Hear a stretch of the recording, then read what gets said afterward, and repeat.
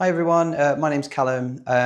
Today I'm going to be speaking with you about the recent white paper on immigration reform, specifically looking at points that may affect people who are on a partner visa or may be looking to apply for a partner visa in the future. Now, understandably, a lot of people are showing a lot of concern about these recent reforms. I think one of the key things to take away from it at the moment is that these are just sort of proposals at the moment. We're not yet sure how they're going to be implemented, when they're going to be implemented, and we're not really sure completely how they're going to affect or who's going to be completely affected by them. There are some key points, though, that might affect people who are on a partner visa. Firstly, there is a suggestion that there's going to be a new family policy introduced by the end of 2025.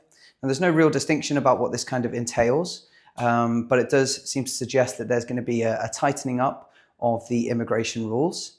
The main focus of the white paper seems to be looking at the arguments around exceptional circumstances.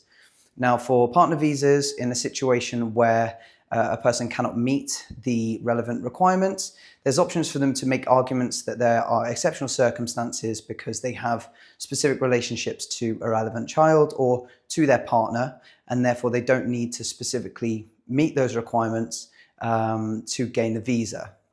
Now, what the white paper seems to be suggesting is that they are going to be providing some more clearer guidance on how these exceptional circumstances are considered. And given the rhetoric around the white paper, it does seem to suggest that it's going to be making these arguments a little bit more difficult. But again, we're going to have to wait to the end of 2025 to see what this new policy is going to be. A second aspect that is of note in the white paper is about changes to the English language requirements. Now, on the face of it, it doesn't seem to specifically be affecting the partner routes massively.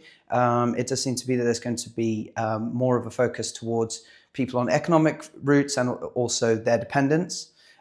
So for partners, it does seem to be that for entry level English requirements staying at level A1 CEFR, and then the natural progression to extending is staying to level A2 CEFR.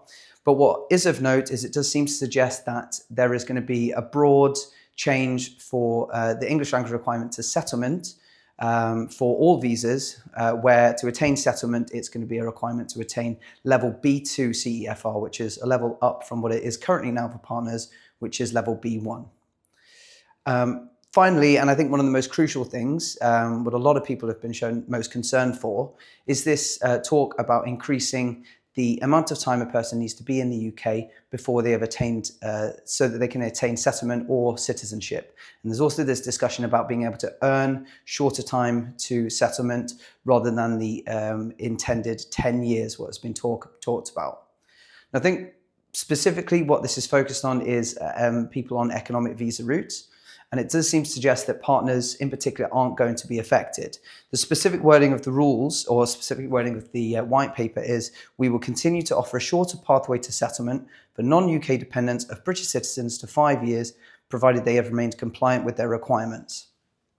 Now, obviously there's a point within that part of the white paper where it doesn't specifically talk about people who are partners of settled people.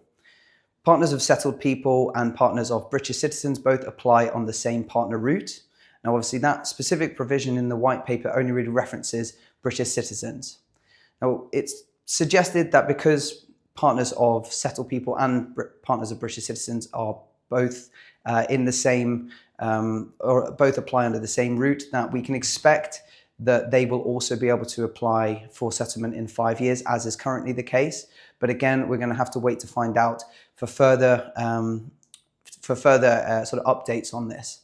And I think that's the key thing to take away from the white paper at the moment. We don't yet know how it's going to be implemented, who's going to be affected, or how long it's going to take for certain changes to be implemented.